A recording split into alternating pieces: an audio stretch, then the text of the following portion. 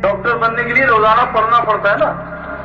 ایمان اپنا بچا رہے, ایمان بنا رہے, اور ایمان کو آگے پھیلانا بھی ہے. اس کے لیے میرے پیاروں روزانہ وقت فارغ کرنا پڑے گا, روزانہ وقت فارغ کرنا پڑے گا. سب سے پہلی چیز اپنے آپ کو ماحول میں لانا پڑے گا. جیسے اصحاب کہف اپنے آپ کو ماحول میں لے کے آئے اپنا ایمان بچانے کے لیے.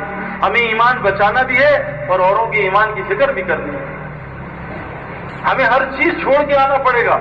اللہ قرآن میں فرماتے ہیں کہ میں نے تمہیں کس لیے کیا ہمیں کہا کہ تم اپنے آپ کو, اپنے گھر والوں کو جہنم کی آگ سے بچاؤ. جہنم کی آگ سے بچاؤ. اللہ نے کہا دنیا میں آگ سے کون بچاتے ہیں؟ فائر بریگیڈ والے. فائر بریگیڈ والے آگ سے بچاتے ہیں. اب دنیا میں آگ, اس بلڈنگ میں آگ لگی ہے اور 3000 آدمی جل رہے ہیں اور یہ فائر بریگیڈ والے کھانا کھا رہے ہیں. بتاؤ ان کا کیا ہوگا؟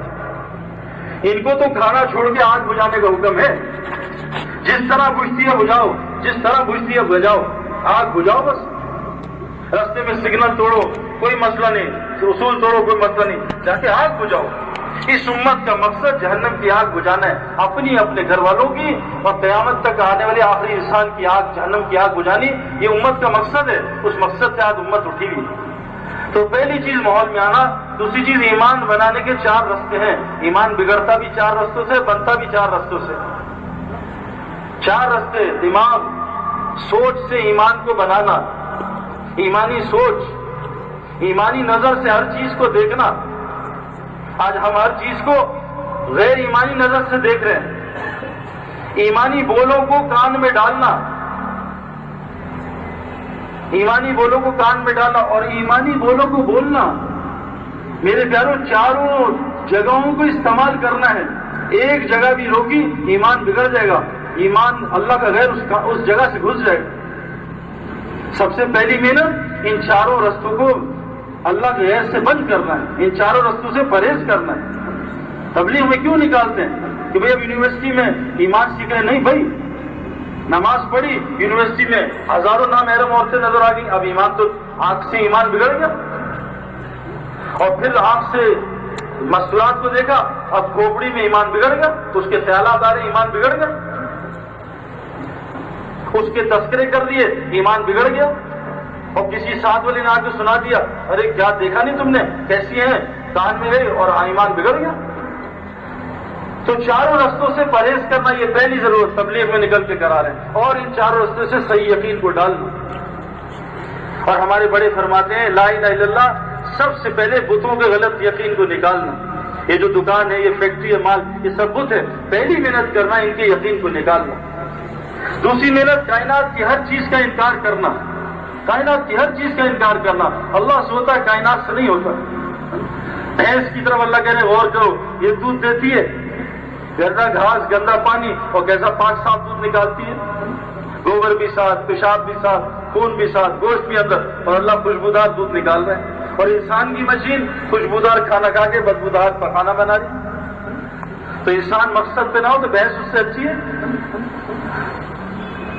تو کائنات کی ہر چیز کا یقین نکالنا. پورا واقعہ میں اللہ بیان کرتے ہیں اپنی ذات کو, اپنی صفات کو, کہ تم کھیتی کی طرف نہیں دیکھتے کہ کھیتی میں سے گندم اناج کون اگاتا ہے؟ ماں کے رحم میں جو تم منی کا قطرہ ڈالتے ہو, اس سے بچہ کون پیدا کرتا ہے؟ فرمایا جو پرندہ پر مار کے اڑے جا رہا ہے, جب وہ پرندہ پر بند کرتا ہے تو کون ہے ذات جو اس کو تھمائے رکھتی ہے؟ اللہ ہم سے خود سوال کرتا ہے. اللہ ہم سے کہہ رہے ہیں اگر طاقت رکھتے ہو تو جو مکھی تمہارے سالن میں سے کھانا لے اڑتی ہے اس کو تو لوٹا کے دکھا دو. پوری سائنس کو چیلنج کر رہے ہیں, ایک مچھر کا پر تو بنا دو. یہ چیلنج نہیں کیا مور بناؤ سائنسدانوں, اس میں رنگ بھرو, ایک مچھر کا پر تو بنا کے دکھاؤ. اس ساری کائنات کا انکار کرنا, کائنات سے کچھ نہیں ہوتا. اور میرے پیاروں تیسری چیز پچھلی قوموں کے غلط یقین نکالنا. قوم نوح کا یقین تھا کثرت پہ, قوم عاد کا یقین طاقت پہ, قوم سمود کا یقین ٹیکنالوجی پہ, قوم سبا کا یقین زمینوں پہ, کھیتی پہ, قوم شعیب کا یقین تجارت پہ, قارون کا یقین مال پہ, فرعون نمرود کا یقین حکومت پہ, شداد کا یقین محل پہ, حامان کا یقین وزارت پہ. سارے غلط یقینوں کو نکالنا. ان سے نہیں ہوتا, اللہ سے ہوتا ہے. قرآن ساری گواہی دے رہا ہے ان چیزوں کی. بتوں کا یقین اور کائنات کا یقین اور پچھلی قوموں کا یقین, پورا قرآن ان سے بھرا, ان سے نہیں ہوا, اللہ سے ہوا. اور میرے پیاروں اپنے سے ہونے کے یقین کو نکالنا ہے کہ میں بھی کچھ نہیں کر سکتا.